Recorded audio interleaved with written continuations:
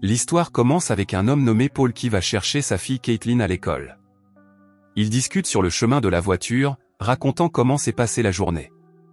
Puis, tout excitée, elle annonce à Paul que 2 de ses amis viennent lui rendre visite ce soir-là. Paul, désireux de s'assurer qu'ils passeront un bon moment, leur propose de s'arrêter au magasin pour acheter des encas. Paul est un homme d'affaires prospère qui a bâti un empire de construction florissant à Mobile, en Alabama. Son travail acharné et son dévouement lui ont valu le respect de la communauté. Il a 2 amis proches, Danny et Quint, qui l'ont soutenu contre vent et marée. Quint, propriétaire d'un pub local populaire, est quelqu'un sur qui Paul peut toujours compter. En fait, Paul a déjà prévu de célébrer le 16e anniversaire de sa fille Caitlin au Quint's Pub, sachant qu'il s'agit de l'endroit idéal pour l'occasion. Après une longue journée de travail, Paul rentre chez lui et retrouve sa femme Vanessa. Elle l'attend alors qu'il se prépare pour un important dîner de charité qui doit avoir lieu ce soir-là.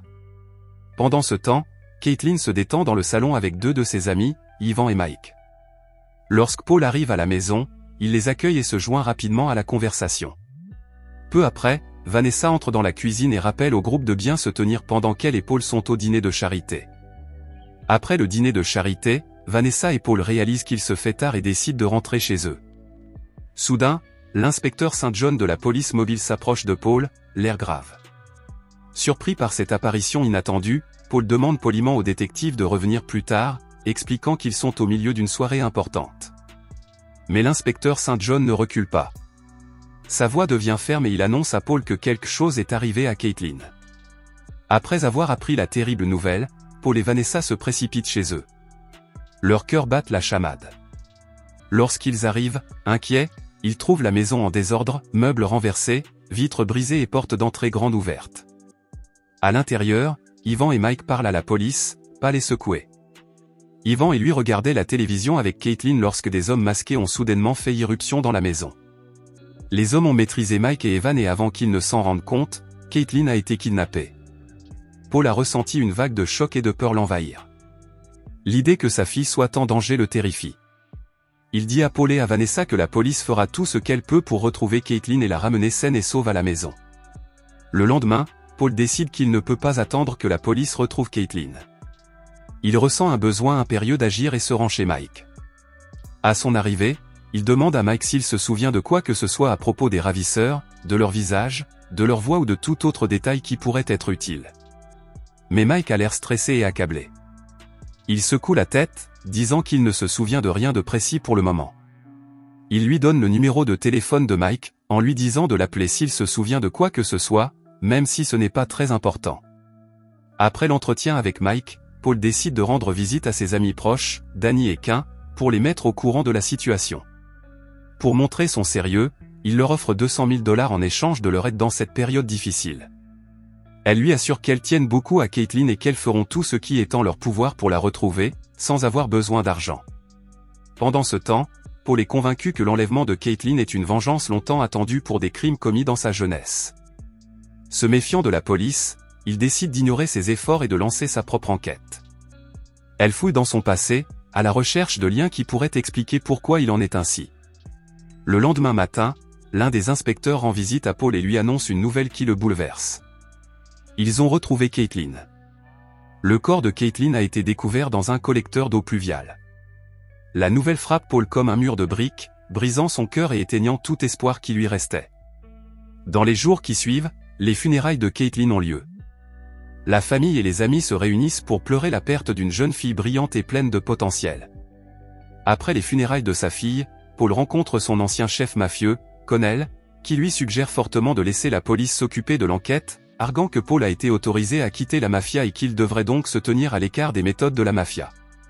Il est révélé que Paul Maguire, ainsi que ses amis proches, Quint et Danny, ont vécu une vie dangereuse en tant que membres de la mafia irlandaise.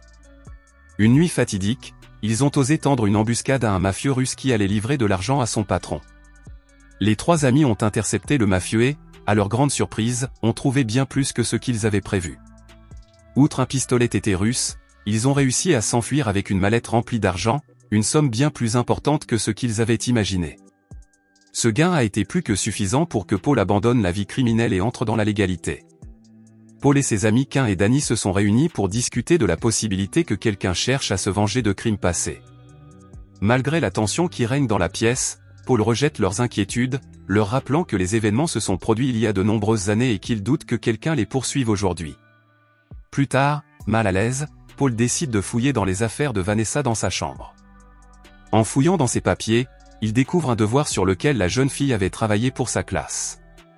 Déterminé à honorer la mémoire de Caitlin, Paul décide de présenter le travail au professeur de Caitlin. Lorsqu'il arrive à l'école, il rencontre le professeur de Caitlin, qui écoute attentivement Paul lui expliquer la situation. Il reconnaît l'engagement de Caitlin en tant qu'élève et exprime son admiration pour ses efforts. Paul quitte l'école avec un petit sentiment de réconfort, sachant que le travail acharné de Caitlin sera reconnu, même en son absence. Après avoir remis la dissertation de Caitlin, Paul et ses amis partent à la recherche de toute personne susceptible d'être liée à Chernoff, le chef légendaire de la mafia dont ils ont volé l'argent 17 ans plus tôt. Convaincu que Chernoff est impliqué d'une manière ou d'une autre dans le meurtre de Caitlin, il recourt à des tactiques d'intimidation, secouant et frappant tous ceux sur lesquels ils peuvent trouver des informations. Leurs actions deviennent de plus en plus agressives au fur et à mesure qu'ils s'enfoncent dans la pègre. Pendant ce temps, Connell, l'ancien chef de la mafia de Paul, le supplie d'arrêter ce déchaînement de violence.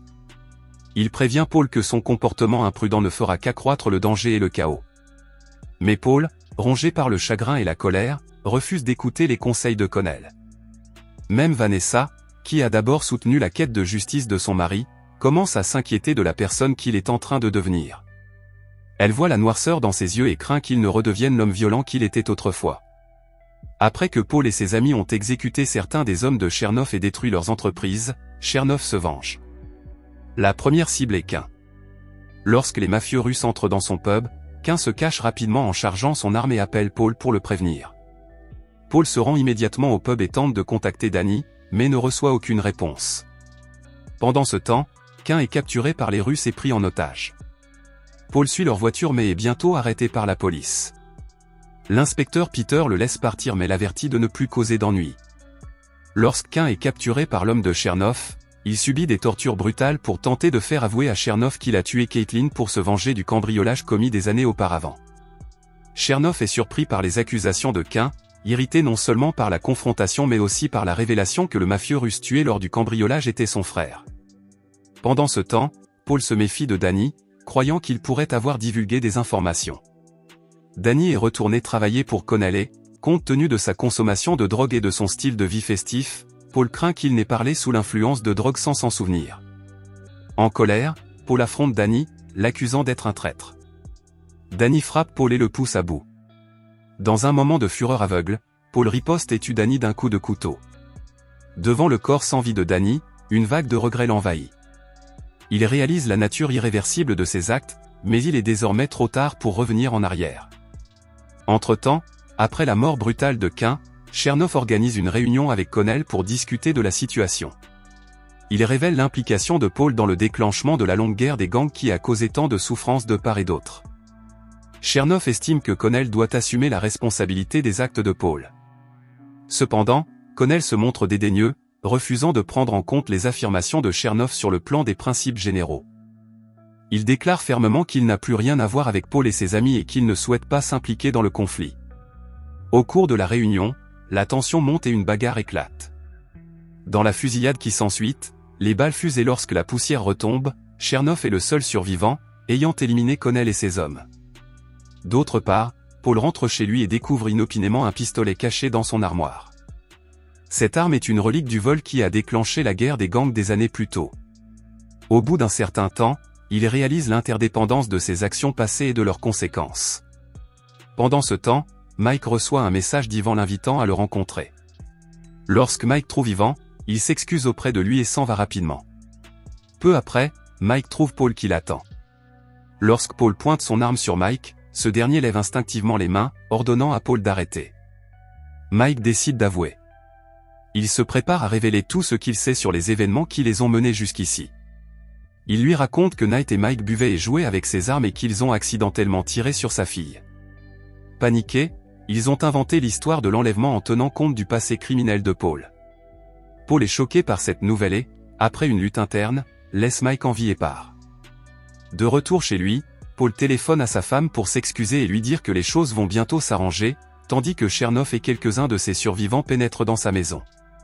Il lui raconte l'histoire de la première fois où il a tué quelqu'un, lorsque quelqu'un lui a donné un couteau lors d'une bagarre dans un bar. Il se poignarde en regardant les hommes entrer dans la pièce avec des armes pointées sur lui. Soudain, Paul est abattu. Au bout d'un certain temps, Vanessa rentre chez elle et regarde les policiers emporter le corps de Paul, les yeux remplis de larmes.